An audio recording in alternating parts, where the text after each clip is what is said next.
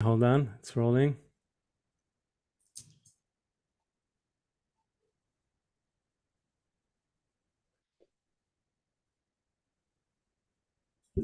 Okay, I see a black screen.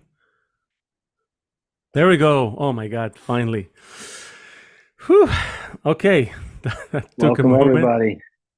Welcome, everybody. Sorry about our 10-minute delay for everyone who's been patient enough to stick around. I promise it's going to be phenomenal. This is our first live stream, so we're ironing out the kinks.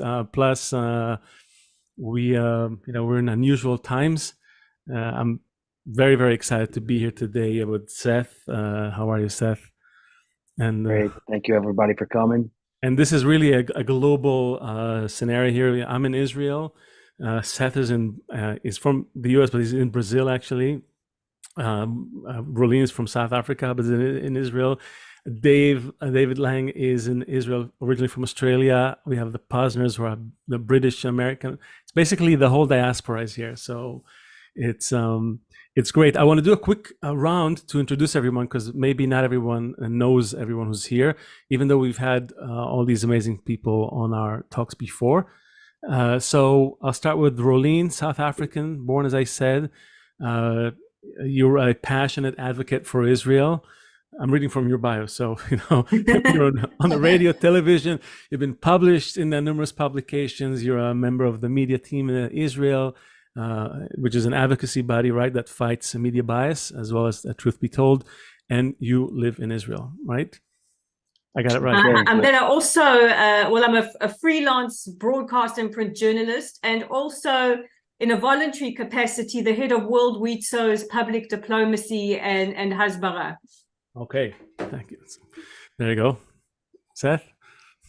Okay, Leo, there's a note there about the stream. Do you see that? No live stream yet, Leo. What's that? It's no not stream for some reason. No. I'm seeing a thing. It says live. It says live on the TheJewFunction. I see it. I'm looking at it. You see it on YouTube. Make sure you're logged into it. It's for some reason it's not. Look, you see? Look at my screen. Okay, we're live. We're live. They're saying live. Yeah, we're live. It's live. It's Okay. There's a probably a delay until they start, because it's going through the yeah. All right, go to this, David. Okay, also our friend David Bernstein is with us. Hello, David. David L. Bernstein served as the president and CEO of the Jewish Council for Public Affairs from 2016 to 2021. He's the author of Woke Anti-Semitism, How Progressive Ideology Harms Jews. Thanks, David. Great to be with you. Next, we have the Posners. I'm so excited about these guys. So Gerald is an investigative journalist, author of a lot of books, I think 13, New York Times nonfiction bestsellers, Why America Slept, which I think has some relevance here maybe, God's Bankers, and your latest book, Pharma, right, on the drug industry that often seems to prioritize profits over patients. And his beautiful wife, Trisha, who's also a writer. You're collaborating with Gerald, I know, on many books, but you also wrote yourself. You're the author of The Pharmacist of Auschwitz, The Untold Story. I got it right, yeah? Yeah. Nice. Okay, Good. and also we have with us David Lange, Australian-born law graduate. David Lange transitioned from work in the oil and high-tech industries into full-time Israel advocacy after immigrating to Israel. He's a respected commentator and Middle East analyst who's often been cited by the mainstream media. So friends, we have about an hour here. We hope to accomplish a lot. We hope to, from this connection, to arrive at an understanding of how we got here. It shouldn't be a surprise to any of us, and where is our good future? So let's go. Yeah. Excellent. So we'll start with a short clip. I hope some of you have seen it, maybe all of you. It will be a good backdrop to what we're going to be talking about here. And it's especially, it kind of shatters me to think about it, because I shot this clip with Andrew in New York about a decade ago. Okay, so you can make whatever you want of it.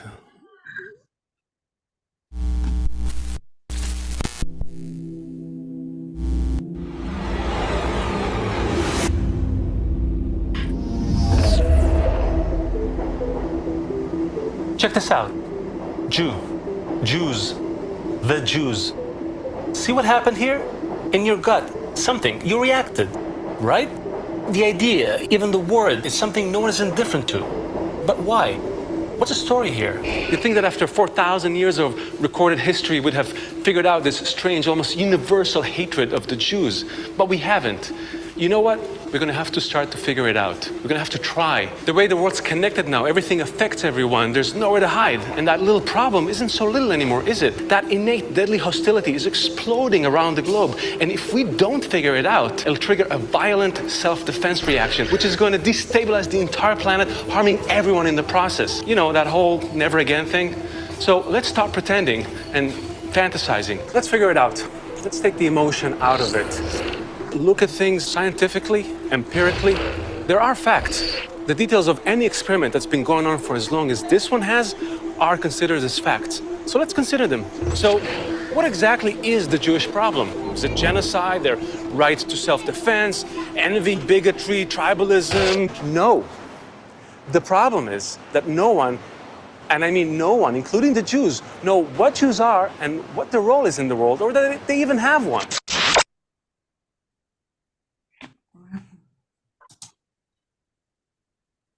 Amazing. So What year was it?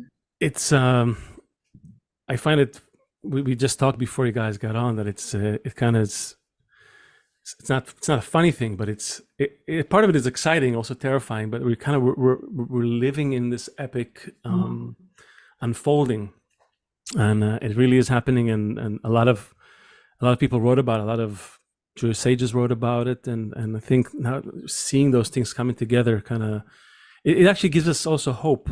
So we want to start by asking everyone here, and you can go in no particular order. Think back to the events of October 7th, which was almost a month ago. It's hard to believe that it's been a month. We want to hear what is your not your feeling about it, but like what's your like explanation for it. Okay, and I know none of you is you're not a political commentator, you're not military experts, but I want to hear your explanation from your point of view, from the way you're seeing the world, and also as important, the fallout from all of this. Right, what's happening in the world around it? What's happening? Let's just create a common picture for everyone who's listening. So anyone can jump in and start. Let's just keep it short, so we have a lot of people. So anyone can start. You'll all have a view. We started an organization last year called Anti-Semitism Watch because we thought that the left wing was getting a pass on anti-Semitism. That organizations and prominent Jewish contributors to colleges and other organizations were supporting groups that were for boycott, divestment, and sanctions. At the same time, they were saying that they were pro-Jewish, and it didn't fit. And we see the results of that, I think, post-October 7th. We thought and knew Trisha's tracked anti-Semitism for years. We knew it was there and bubbling under the surface. Worldwide. But the extent of it, and the extent to which it is about Jews immediately, the sign that goes up in the bookstore in Turkey says no Jews. Doesn't say no Israelis. By the way, if they wanted, it would still be reprehensible. Correct. But if they wanted to make it about Israel, but it says no Jews. The signs in so many of the street demonstrations in the campuses go after Jews, who immediately become the target. And what you said 10 years ago and walking through the subway is still there. As much as we expected, it still takes our breath away. Absolutely. And tells us. Well, I also have a friend that lost two cousins. Yeah, so everybody's touched in some way personally about it. Yeah. Well, I think, the semantics of how it happened or why it happened, I think we'll only start understanding better in the weeks to come. But I think what it has done in a good way and a bad way, because they're both kind of related, is it's blown all the scales have come off.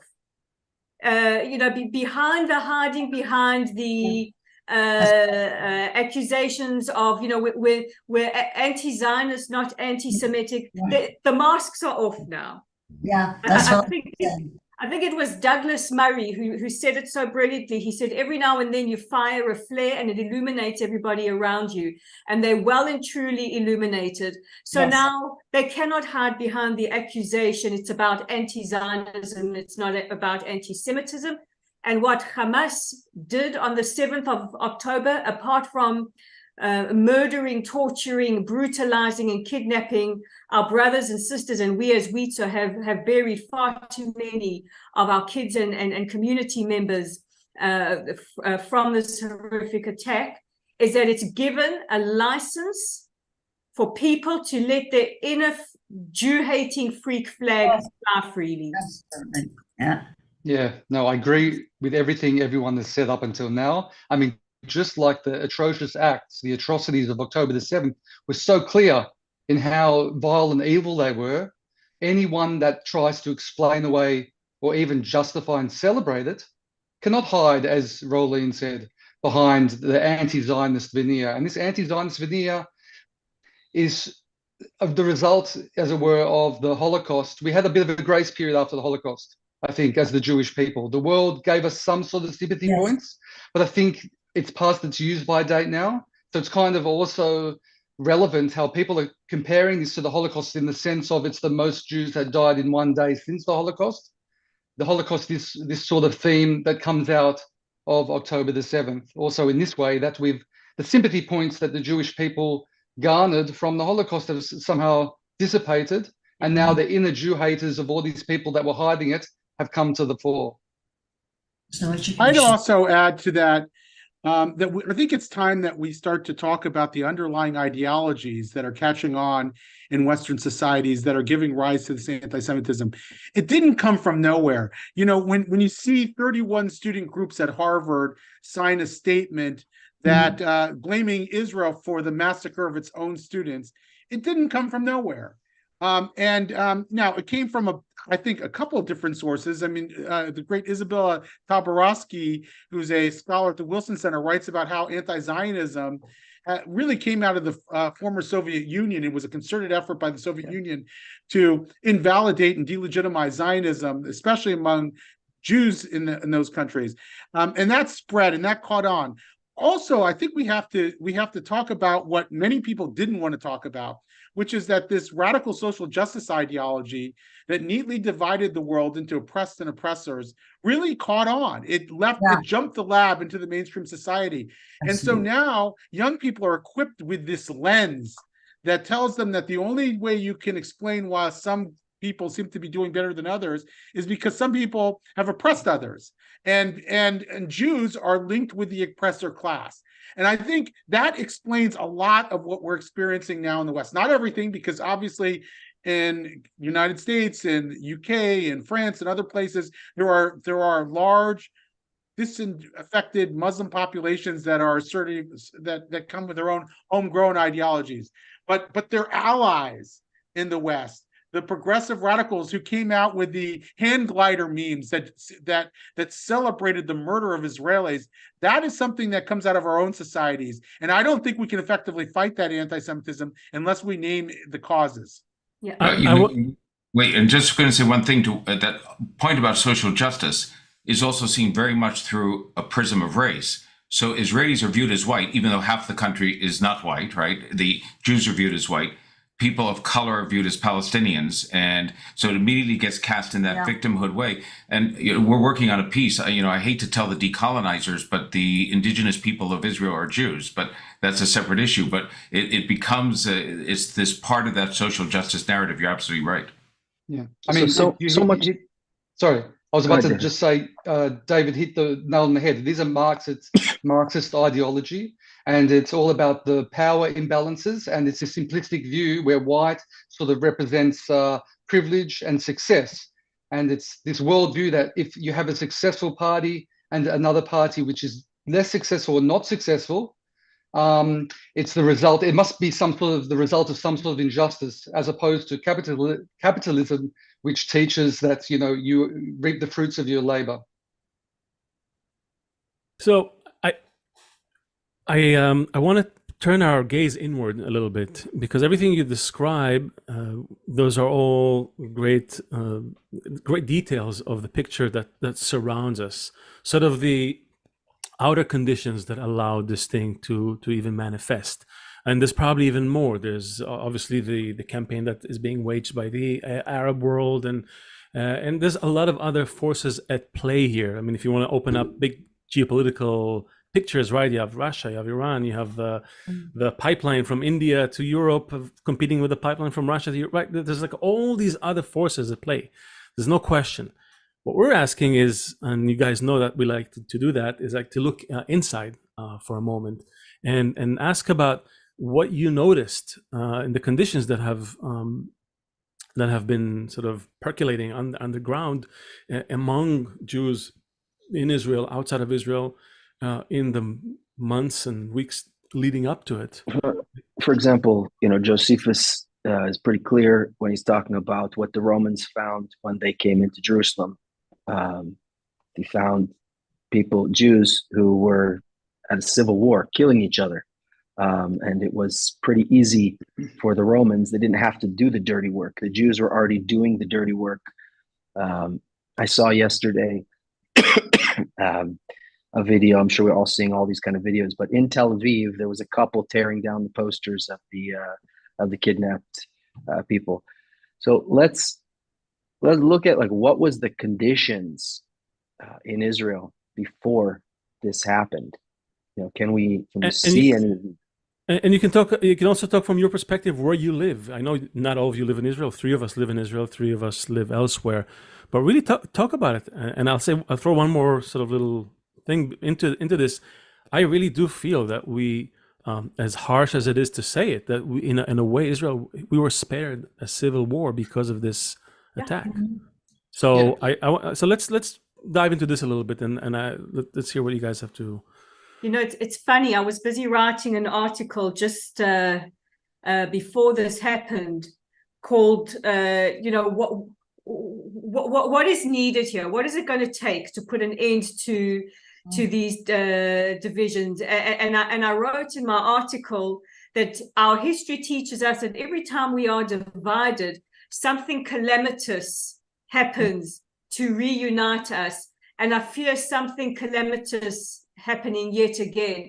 Rolene, give a few examples, just because not everybody understands this, and we don't want to just be throwing out slogans. We are our whole thing here on the Jew Function is like in Leo's clip earlier and Andrew's clip is, we're looking at this as like science. We're looking at this as like, these are forces of nature. So we're measuring that. So can you give us a few examples so it doesn't just sound like a slogan? I think you've just given one with Josephus.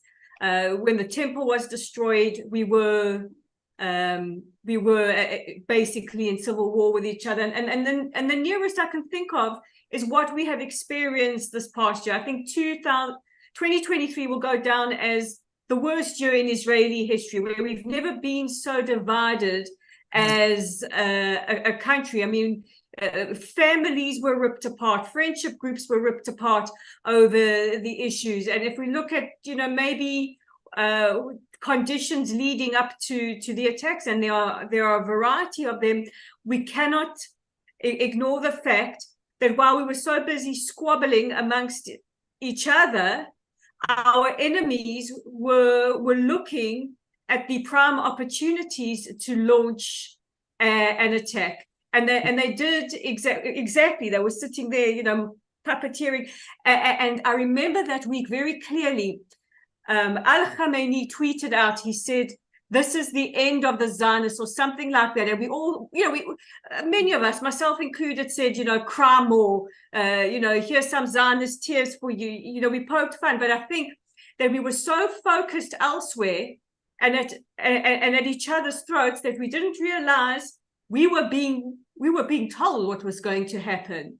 And the unthinkable happened that Saturday morning, ironically, with communities that couldn't be more peaceful.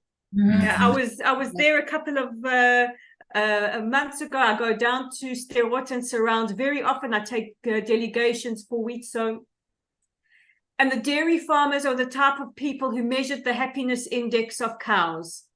And these were the type of people kidnapped, were the type of people who drove Palestinian patients to hospitals. So I think it has been a big lesson for Israel, and we're certainly seeing it now, that divisions lead to calamity. Yeah. No, I mean, it started with the judicial reforms. That's where the division started. And then it spilled over into a religious, not religious divide in some sense. And it seemed so long ago, but it was just on Yom Kippur in Tel Aviv that there was a lot of squabbling over minyan, like an egalitarian minyan. And no one now, I mean, when I say no one, hardly anyone, I would imagine, is even giving that much thought. There would be no question now if Jews of all stripes wanted to pray together and do pray together for the safe return of our captured and for the swift recoveries of our injured, that we would pray together. So it's amazing how quickly things have changed. I think you can look at things, and I'll bring this up because I know our TheJewFunction hosts here like the metaphysical, looking at things in the metaphysical way. Rolene explained practically how this could happen. Our enemies seized on an opportunity. There was a perfect storm of circumstances. I believe that part of that was looking at us as weak, as divided, and the Jewish people divided are much weaker. I think also the fact that there's much speculation about this, but the fact that there happened to be this festival, this supernova festival so close to Gaza, they seized on the training that the Iranians provided them. There was some talk that the Iranians didn't know that they were going to attack when they did, and they kind of pulled the trigger a bit early just because they saw an opportunity to do so. But on a metaphysical level, we see this all throughout Jewish history, that anti-Semitism is a way that perhaps God, and I'm a believer in God, uses, it's like a glue to keep the Jewish people together, as horrible as that might sound, for something that seems so destructive. But if it wasn't for anti-Semitism throughout the ages, perhaps we would have assimilated by now. So whenever, this is obviously a very extreme instance of that, of how it can bring us together, but there is perhaps something to that. I think, by the way, I had an AC technician. He came a few days after, and I didn't say anything. Like we were just having a cup of coffee in the middle of it. He was working. It was going like, yeah, we don't, we're so blind, we can't see what's happening. And we try, we tore down the barriers between the men and the women in the Yom Kippur prayer in Dizengoff, and then they tore down the wall between Gaza and Israel. And you had a party, we're thinking we're all like full of love, and then they attacked that festival. And the people who were living in those settlements and towns around Gaza are usually the most like peace loving, the ones who were all promoting peace and dialogue. It's almost like showing us, look, guys, it's not in those things. It's not in those things. There's something else. The answer's not where you expect it to be. The story is not the story you think it is. There's something else going on, and we have to like break the old mold and understand what I think it's starting to evolve here. But there's some other narrative, like we everybody probably knows about the 5 love languages. If your partner's love language is touch, and all you do is give gifts, it doesn't work. So you had all these Jews who were like, okay, well, let me bring people to the hospitals, let me start dialogue, let me have a festival for peace. But if you're, what's the Leah, what's the Star Wars movie where they had to shoot right in the middle of the yeah, it's the Empire, every Star Wars movie. In everyone, but everyone. They tried in The Empire Strikes Back, and then The Return of the Jedi. Yeah, but you have to. There's a target. There's a special, single, small place, and you need a lot of firepower. But it doesn't matter if you don't hit the right place. You need a lot of forces. If it's not in the right place, we're not gonna get the right answer.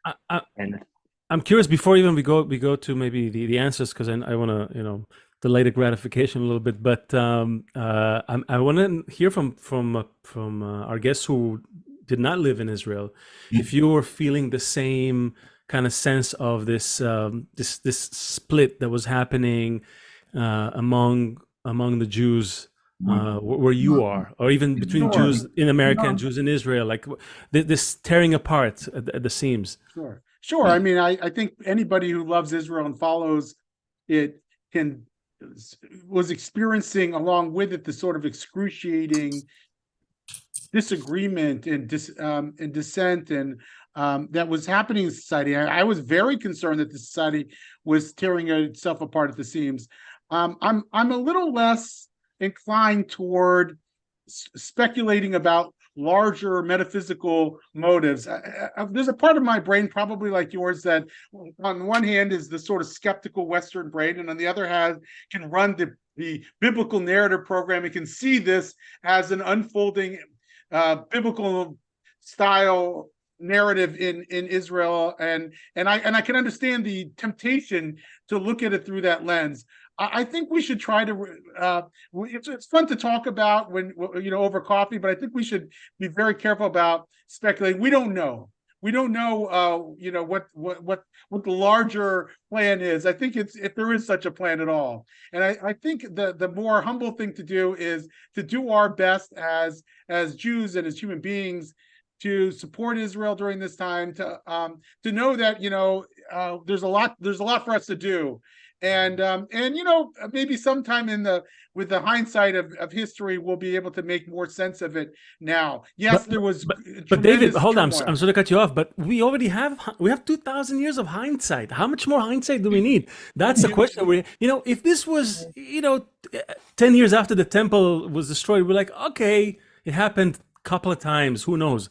But it happened hundreds of times. Why is it so hard? And I'm not pressing the point. I'm not even talking about belief in the creator or not, anything like that. I'm talking about we live in a system with laws. You break a law, you feel it. Why can't we start ascribing this behavior and the reaction to it as exactly a breaking of a law? That's the question I'm having. We can define anti-Semitism. We can talk about its manifestations. I mean, that's not a problem at all. I'm talking about sort of a larger theology that tries to explain why there was division in Israel and all of a sudden we're unified around a common war aim. I think that's where maybe it's where Dave was going with it a bit.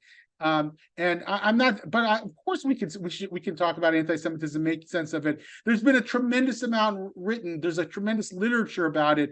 I immediately, because I wrote a book called Woke Anti-Semitism. I mean, a lot of, I'm not the only one. There's been a lot of people writing about how this left-wing ideology is giving rise to a new variant of anti-Semitism that exacerbates the already present anti-Semitism and the anti-Zionism in the world. So I think that there's a lot we can draw and that's already been said, and we understand it. I'm not sure that there's that much. Maybe to me, it's not that complicated. I mean, I think that there's hatred of Jews. It's been around a long, long time, and there's all kinds of ideologies and conspiracy theories that help exacerbate it. And we're at a moment right now where there's profound insecurity in the world, and people are very inclined to buy into some of these simplistic dogmas that give rise to anti-Semitism.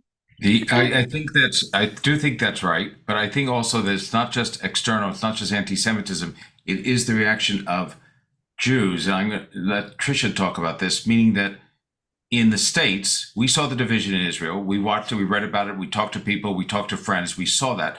But in America, where a lot of American Jews weren't following it in detail, they were putting it into a category that this is sort of like Trump and America. It's Netanyahu. If they can get rid of Netanyahu, they'll resolve the problem. The progressive, I'm talking about very progressive Jews. They saw it as a simple thing. And at the same time, they thought that if you asked 10 of them, 9 would say the threat to Jews comes from the right. It's the right-wing extremists, it's the neo-Nazis. They wouldn't even have mentioned Hamas or Palestine as a threat to it. And if you had said Hamas's charter calls for the elimination of the state, they would say that's just a negotiating point. They don't really mean it. And Trisha, you've heard from how many progressive Jews who are shocked about what? That they're hated. So. It's amazing how many I get this. I could make it like a form letter. Oh, Trisha, we all thought you were over the top or hysterical, but everything you said is true for the last few years. Maybe it's the way I present it. Maybe it's who I am. I mean, coming back to the other discussion about, I think people feel so comfortable now to say the things they would never have said. Right. I'm sure everyone saw what happened in Washington, D.C. Being called dirty Jew, head down the toilet, swastikas on, in England. I'm from London. That was normal in the 50s and the 60s, and no one stood up for us. No one. Marching down the streets, swastikas on the gravestones. It was, so for me, I feel like I'm reliving my childhood, with all this hate out there. And I really don't know who's my friend and who's not my friend. Am I the Jew girl again or not? All those Rolene somebody come off. Yeah, well, I say the curtains are open. Yeah. If you don't know who your enemies are now, you'll never know. Somebody actually put a meme. It was very, very good. It said, Jews are somewhere between I'm not that Jew with trembling knees and wondering which of their friends will hide them. But looking at London and Sydney and cities around the world and knowing what we know about Hamas and their charter and what they believe, and watching the woke people completely almost brainwashed. It's like watching a zombie apocalypse of stupid, because they're all marching there, in cartoons when the eyeballs are turning around. It's almost like that, to see signs that say, LGBTQ and superimposed on a Palestinian flag. They're brainwashed. And Allah is equality. And I'm thinking to myself, we can't even rationalize with you, because the minute we say there's no two sides. They're not taught. They're only taught one side. That's all. I mean, we've had, before this happened, how many people called us to say, my daughter's getting, what should I do? They were having such trouble at schools like Choate and everything else. Professor Bernstein, these prep schools in which one kid said to us, the worst thing I ever did was identify as being Jewish. And, Trish wrote a piece the other day about Jews for Hamas. We joke with that, but, the kids, and they were kids who closed down the Capitol, they rallied for Tlaib, were two Jewish organizations. The young Jewish protesters who were pro-Palestinian who closed down Grand Central the other day. And it's this remarkable element in which, you think to yourself, you can even be Jewish, and for a moment you're lost in this self-hatred and apologizing. She says they are Jews in name only. Ginos, she calls them. But I don't know if that's true. So, guys, I'm hearing you, and I'm sure you guys were discussing this amongst yourselves with others. And I hear a lot of these discussions online. What created this, what created the conditions for it, and all that. What we're saying is we want to flip the equation on its head. Instead of saying what created it, what was the cause and what was the effect, we want to say maybe the cause and effect were different. Maybe the effect that we're seeing out in the streets from everyone who supports Palestine, people who are brainwashed. We see that it's almost like it's something that you cannot actually stand up to individually and try to argue, because talk about masses of people who have been they were growing up into this reality. So we have this irrational problem, and so what we're saying is maybe we need an irrational solution. That's where this whole discussion is coming from for us, because I don't think I think that nothing we've ever done has worked so far. I'm saying it, to all the politicians, all the movements, all the organizations. I have not seen anything that we do make things better. Period. We all are very good at analyzing the conditions and the situation, but we haven't seen anything that actually makes things better. Number one, the West is not helping. Even the Jews in the West are not helping. The media isn't helping. We're not winning the media awards. You two are, Dave and Rolene, your media people. Impossible. Are we winning it? We're not winning it. We're fighting it. We're putting up a good fight. We're not winning it. We're not winning deny everything. Yeah, we're not winning. They deny everything. It's like the Holocaust being denied. Exactly. I'm going somewhere with it. So we're not winning the media awards. We're not changing the narrative. In fact, we're drowning in the opposite narrative. And because, as we said, people are products of their environment, we can't even blame the masses for their weird ideas about Israel, about occupiers, colonizers, apartheid, all that, misinformation about history. It's almost like an avalanche of ignorance that you can't really stand up to in this way. We can maybe contain it, maybe. And even in the best case scenario, we're kind of stuck in a situation. And not only it's a situation that's happening around us politically and in the media and all that. And to David Bernstein's point, Yes, we're stuck in the Bible narrative. Whether we like it or not, believe it or not, yes, that's the one book that influenced all of Western civilization. We're all relating to these ideas and myths that we can say, oh, yeah, no, it's there. No, we're living it. You talk to any Muslim person, he's convinced that this is what's happening. So we can sit here and say, no, well, it's this, it's that. What we're saying is none of those things are changing right now. What can we actually do? Maybe all that pressure on the outside is what we call in the Jewish sages call help against. Maybe it's help against. Maybe it's pushing us towards something else. What is it? What is the reason for that? That's what I do think that there are things that have worked. I think a lot won't work and can't work. But, look, 60, 70 years ago in America, Jews couldn't get into a country club, couldn't get into certain law firms, couldn't get into certain medical practices. That's all changed because Jews pushed back. So it's not like nothing has ever worked ever. Things have changed. We're not in the same situation we were 70 years ago. But I also agree that it's very, very hard to win the media wars. And let's understand this. I mean, there are 22 Arab nations in the United Nations. There are 48 Muslim nations. They have dominated the international sphere. They have dominated the extended network of NGOs. They have tremendous collective power to set the narrative. We are 15 million people worldwide. So we don't have the same power going in. And I think we have to do the best we can. Israel has to win this war. Thank God we have the United States and some European countries with it. And by the way, if Israel is strong in the end, it'll probably bring Saudi Arabia back into the Abraham Accords framework, and it could change everything. So you're seeing it as a blip. You're just seeing it as a blip on the general. It's not a blip. It's huge. But it might unleash positive forces as well. Like, I think in the United States, at least, the behavior of these crazies is absolutely eye-opening. It's the Douglas Murray, the flare. And so I think there's tremendous opportunity to expose the nut jobs that are with their hand glider narrative and everything else. I think we can expose those people, but it's not going to be. We're not going to stop the onslaught from all these Arab countries and voices. That's just, they have the numbers. Well, I mean, in essence, what does it mean? How do you define victory in this? So we can have little wins, and we have little wins all the time. But if you define victory as stamping out anti-Semitism, I can't see how we can do that. It's been around for as long as we've existed, and we'll probably continue. A few million versus.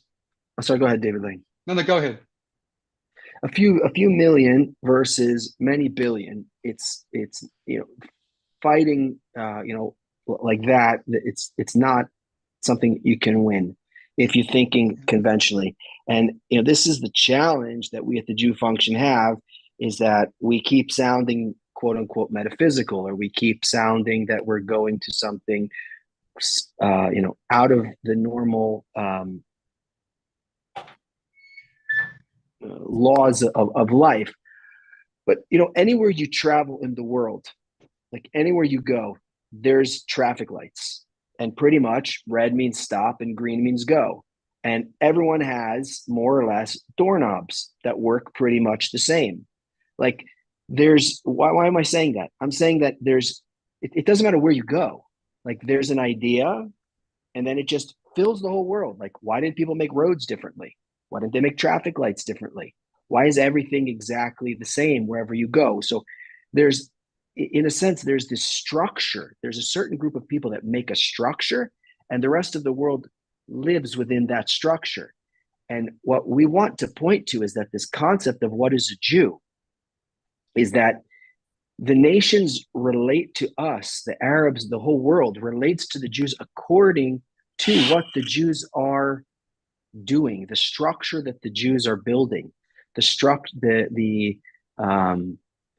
who the Jews are towards the world. It's not just that we're 15 million versus a couple billion, and let's have a debate and see if we can get into the country club, or see if we'll be accepted. But is there something much, much bigger? Are we just living our 80 years and then that's it, and we're just trying to just tick off another flag, another flag, another flag? Or is there some much, much bigger picture that we're talking about and we're working towards? Are we just trying to get people to accept us? Because once they accept us and we have our country, we fight against ourselves. So Can what I is throw our a spanner real in the goal? works? What are Jews supposed to do? Who are Jews? What should Jews What supposed are to do? we? And what are we supposed to be doing? Can I just say something? There's Yeah. a wonderful African proverb. How do you fell an elephant? Send a mosquito. A mosquito can fell an elephant. And, you know, we're talking about what we see in the media and what we see in the media, but we're not talking about what we're not seeing in the media. And I like to, and I follow the UK very, very closely. And over the past couple of weeks, I've been following people's comments on articles, on video clips that they're writing. The silent majority is there. David, I think it was you who said these, you know, they're exposing through their behavior exactly all these lunatics who they are. Now, watching the response from people, veterans, ordinary Brits, especially in light of today's vigil to bring the kidnapped back home, the message that I'm seeing from people is, look how they behave as opposed to the way they behave. You know, look Absolutely. at the messaging here as opposed to the messaging there. And there's a lot of it. There's that silent majority that we are not hearing, from. And, you know, I think it's said in Hebrew that if you want the good work done, you know, a righteous man lets somebody else do the work. The work And of I the think righteous is done by others. you know, the righteous work is done by others. And I think right now, in a funny, like, weird way, the righteous work is being done by others. The more you destroy, the more you scream hate invective, the worse you behave when you climb on the White House and when you deface property and you throw flares and you intimidate people. They're doing their own work for them. You're absolutely right, because I speak to a lot of friends in that live in London, outside London, and you're spot on. They're just in absolute shock by what's going on. But they have a huge problem because the Met Police are not doing anything. So, no, you're absolutely right. And you know, David, I think David Lange said before, you know, when will we know when this is over, this phase? So we can get back to then debating what is a Jew and figuring out if we're doing more than just our 80 years here on the planet. We'll know when it's over in the sense of when we start bickering with each other again.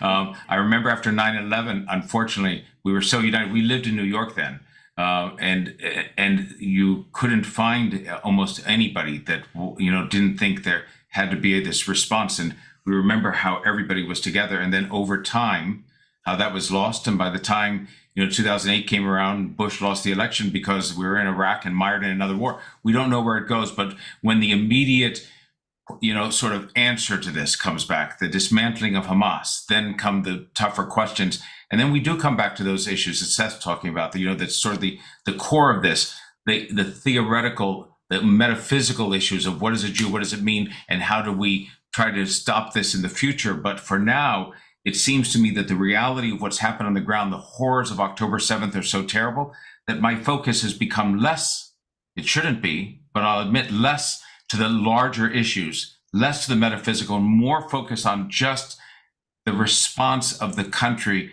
of the people at this time in history, to being able to stop this, having on a southern border a group that is running a state that says we want to eliminate you, that free Palestine means free.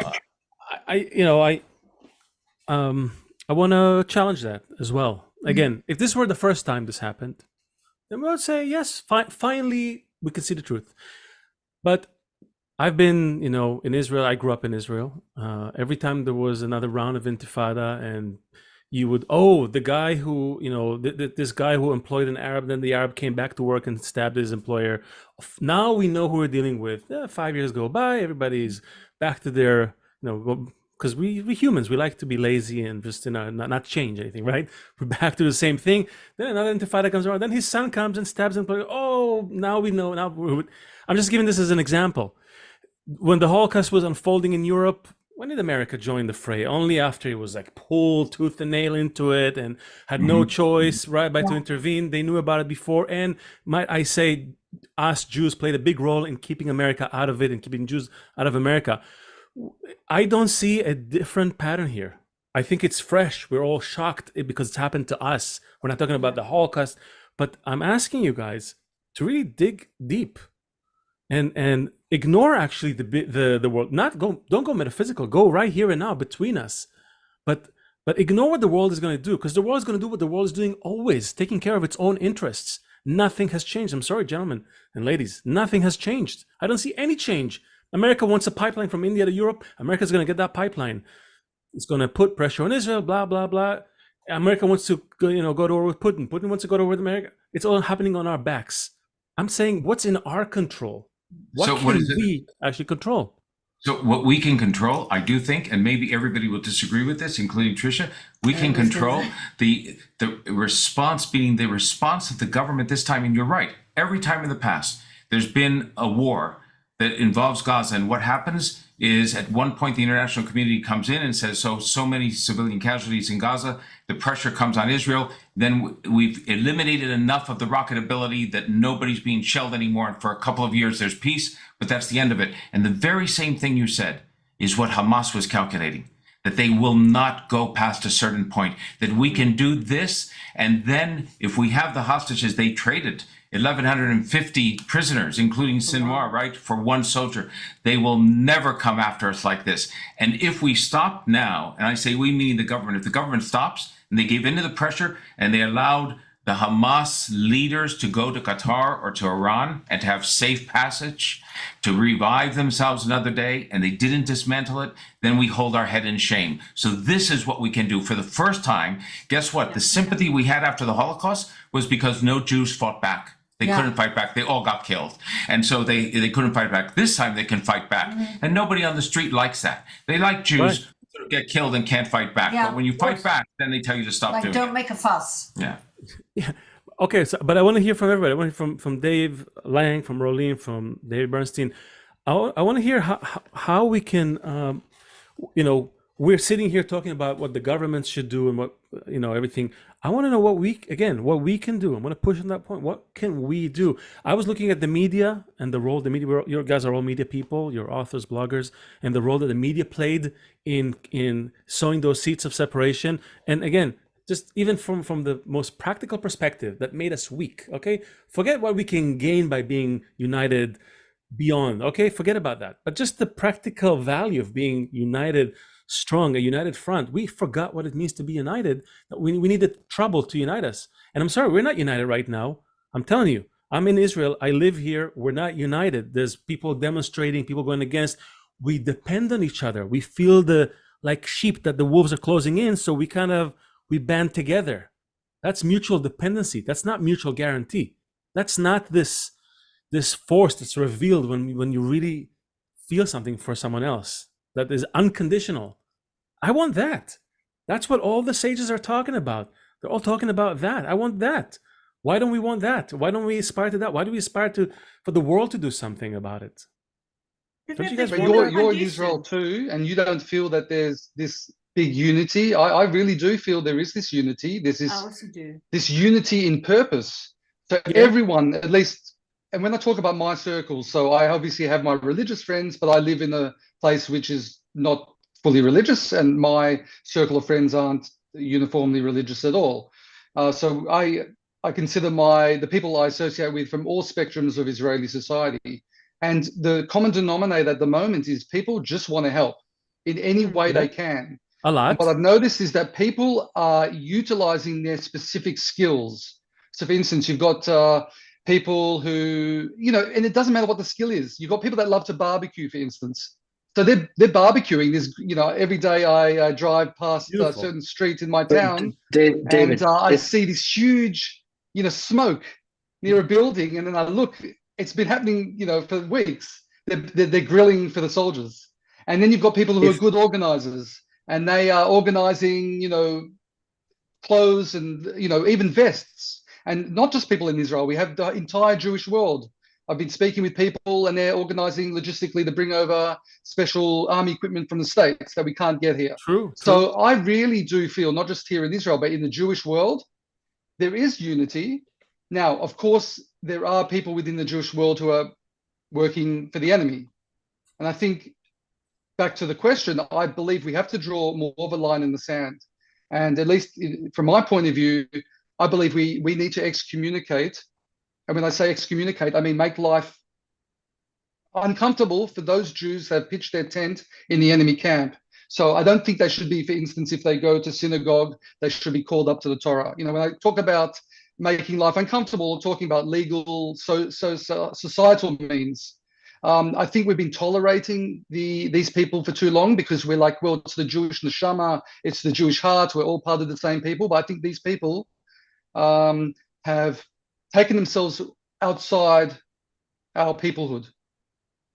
I agree with David. I think, you know, once you celebrate the murders of your co-religionists, you know, even if you remove the Jewish element, just the brutality of the way that people were murdered, tortured, brutalized, you don't deserve to be part of our greater society. And I think, you know, this time we fight back. And I don't know who it was who said the world doesn't like strong Jews. You know what? Do you know what we need to do? We need to stop caring what the world likes. Our responsibility is not to get the approval of the world. Our responsibility is to make sure that each other are safe, our country is safe, and that we remain a strong democracy and a haven for the Jewish people. I think that we're so busy worrying about fitting in and the world's approval and what everybody thinks of us. You know what? They don't like us. They don't care about us. And we need to stop. We need to stop being so concerned. Okay, but this is close the window here because there's a rocket siren. I'm in my shelter. Here we go. Okay, so we're talking though about the you know, about having a strong IDF and things like that. But let me ask you, and we'd like, you know, if you haven't spoken, please. We need to cook this here. But you know, if 200 people died. And 20 were kidnapped, then what? If only 50 died and 5 were kidnapped, then what? Okay, so there's some line that once you cross that line, like that's too much. But until you cross that line, then, you know, we would have dealt with it differently. So the main point here is, are we able to do this? Are we able to barbecue for each other? Are we able to take care of each other? Is each one able to do their thing without someone coming to kill us? Are we able to do that without people coming to kill, and not only coming to kill us, because if they only kill 20... We've got a big barrage coming, sorry. What's that, Rolene? We have a very big barrage of rockets coming. Yeah, I know. I just my family's here in the room as well. If everybody's watching it, they're here. Be safe, guys. Be safe. Well, yeah. I mean, it's a good question, Seth. And you know, we've been Jean Paul Sartre argued that the anti-Semite makes the Jew, and you know, there's always been evidence of that. I hate to say it, like Jews, we see it now in Israel. We're more united than ever because of the ghastly acts committed by Hamas. Does that mean that's all who we are? No, of course not. It's not all who we are. We have to do more to define ourselves. You know, maybe the one thing that we can do that's most important in fighting anti-Semitism is just Jewish pride and Jewish consciousness. And really developing that in our people, like strategies. Sure, I mean, I have an organization that is developing strategies to oppose anti-Semitism on the left, and we're trying all kinds of things. And some of those things may work, and some of those things may not work. The one thing I think that makes us more resilient people to whatever comes our way is a strong sense of Jewish pride, and if we can attain it, some semblance of Jewish unity. You know, there might, you know, we're not going to, you know, this is going to be fleeting. You know, people aren't going to be doing the barbecuing for soldiers forever, and so let's take that spirit as much as we can and turn it into some permanent gains, and know that there's going to be more division because we're always going to be somewhat divided. Well, hold on. Division is fine. We're okay with that. We excel at that. The whole Talmud is fighting, you know, one guy, Hillel versus Shammai. And debating. But no, it's okay. We can butt heads, but not wanting to cancel each other out. And that's what I've been seeing, and I'm still seeing it here on the sidelines. People are sharpening their knives, waiting for the thing so one group can get over. This is killing us, guys. It's killing us. Rav Kook wrote, "The revealed unity of the moral, spiritual, and intellectual world with the material, practical, technical, and social world is expressed in the whole world by Israel. And the virtue of the land of Israel is to establish in the world the manifestation of this unity that gives a new face to all human culture." He's just one guy of hundreds of sages that have been writing it every year, every generation. They write to us these things. We say, oh yeah, of course. When it's tough, we'll stick together. We'll barbecue for each other. And then it's each one to his own. Why stop there? Maybe the solution is in that one thing that we all kind of are so easy to brush off. It's like, it's a nice idea to have. It's metaphysical. We say all those nice things. Why can't we just embrace it, guys? But here's the part. So we have the survivor DNA that runs through, right? Fine, especially when the threat is external. But isn't it interesting when you described, those of you in Israel, the extent to which the country was more divided than you had ever seen before October 7th, and that it's that division and that idea of a civil war in Israel, it would be only Israel could fall from within. It's almost as if only Jews could take it apart by being so torn asunder on different issues. You asked before, Seth, what's the number that makes this different than something else? And you're right. It's an interesting way of putting it, because there's some point at which it's not just the number, but it's the horror of what was happened. What if Hamas had crossed over on October the 7th and just went after military posts and police stations and shot just people in uniform and killed 200 as they did? But still a horrible thing. But every civilian they went past, they let go past. We'd still be horrified, but not the same as chopping off babies' heads and burning women and raping. So I'm saying there's a degree to which this went over. But the external threat aside, when it's great to have dissension, but you can't have it to the extent where you say, like, people are out with the knives, they're ready to undermine. They want the opposition of what they oppose so strongly that they're actually bringing down the people. That's the threat.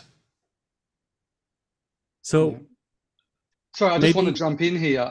Listening to the other answers. So, yeah, I've always espoused Jewish unity, and I've always believed that, and I'm familiar with Rav Kook's work. But we have an added advantage, meaning just even if you don't believe in the deeper levels in terms of the solutions, just in terms of where we are in the world, I think most people in the West don't understand that the normal rules of the game don't apply. So here in the Middle East, we understand that strength is deterrence, is power, and it means we're stronger.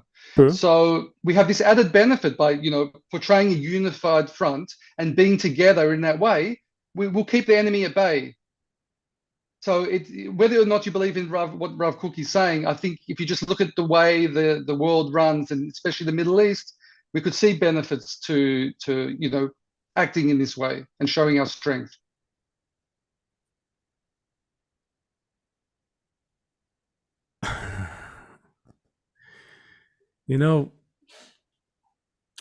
There's always this moment where I think Seth in the beginning said it. It's like, we can't convince people of this. It's something that has to be felt. It's something that has to be felt. Like, we can sit and ask, well, was the reason that we were at each other's necks why they, that was the reason that we slept, as Gerald, as you wrote in your book, that CIA, FBI were at each other's necks. They missed all the signs, right? Was that just a technical reason, or was that the reason that they actually came for us? And again, asking this at every turn of every Jewish calamity and every Jewish pogrom and every Jewish expulsion, kind of, for us, it's crystal clear. Seth and I, for us, it's clear. But I realize it's a hard pill to swallow. We're all rational people. We all live in this world. We all want answers. If I get a bigger army, I get this. If I do that, But it's almost like from above something. And again, I don't sound too metaphysical for David, but it's not like it's almost like, how can it be? The most advanced army in the world, all the technology, everything. Someone like put a blindfold on our eyes that morning. And again, it's one example out of hundreds. I want us to do, because we're coming into a close here, I want us to really try something, because we had a bunch of other questions, but you guys were like going on in so many great areas. But I realize it's a tough thing to have, but I also realize that we're not the political podcast. We're not the military podcast. We're not the one where people are going to debate how many soldiers and all that. And it's not going to happen here. But if we could start some sort of a Jewish manifest, right? There was like the Declaration of Human Rights, right? There was the Declaration of Independence and all that, which was a nice document. But if we could start fresh, after everything we've gone through, and just think of ourselves, close out the world. The world does not exist. It's just us here. And we start this manifest, and each one here will add one line to this manifest that speaks of our role or our relationship towards one another, something that we want to sort of believe in, that we want to fight for, that no matter what happens, no matter what comes our way, we stick to that will be our, that will be the new protocols of the elders of Zion, the correct protocols, not the ones that was accusing us of all these conspiracies, but the one that the world would hold and say, oh my God, that's what it's about. That's what Jews are here for. Not another startup or not a technology, because we already proved that we gave it all, wasn't enough. But maybe that thing that we can do between us, that sense of unity. So let's do a round on that. Maybe each one will just add something to that document, and maybe we'll publish it someday. I think that's the thing about Jews, is that no matter what we go through, we are the eternal optimists. Mm-hmm. We are stubbornly full of hope.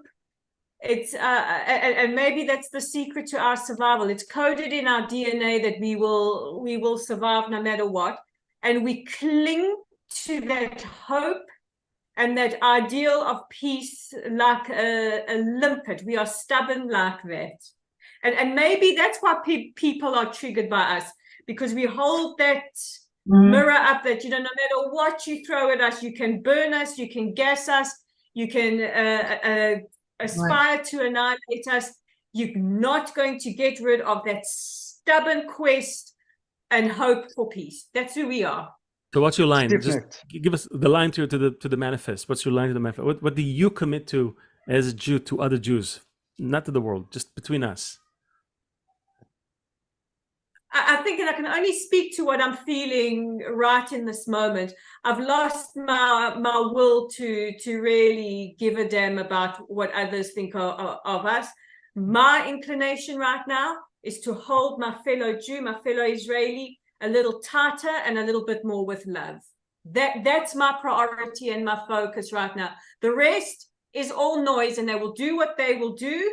Right. My priority as me is to hug my fellow Jew, my fellow Israeli, harder, tighter, and with more love. Mine's short and sweet. Short and sweet. Be proud to be Jewish. That's it. That's right. Yeah, Trisha, and I would just say, I guess and to he's the only half manifesto. Jewish. Yeah, I guess to the manifesto, I would add the idea that we have no safe room if we don't have a Jewish state. We have no safe room without Israel. That's a big one. I have two thoughts. You. I want to borrow from Rabbi Hillel. Treat your neighbor as you want to be treated. The rest is commentary. And then I want to borrow from a meme that I saw, which is, let's just skip to the eating part. I've got, okay, so here's what I have. I'm going to make one metaphysical comment and then give you my one line. It's that the moment that Jews are allowed to be Jews and are not subject to this kind of anti-Semitism, maybe that's the moment where the world is good enough where the role of the Jew and the mission of the Jewish people is not required anymore. That would be, and so it's sort of, our plight is sort of built in for us. But at this moment, I would say that my one-liner would be, our role is to give Israel all the room it needs in the West and everywhere else to be able to finish the job and do what it needs to do. Seth?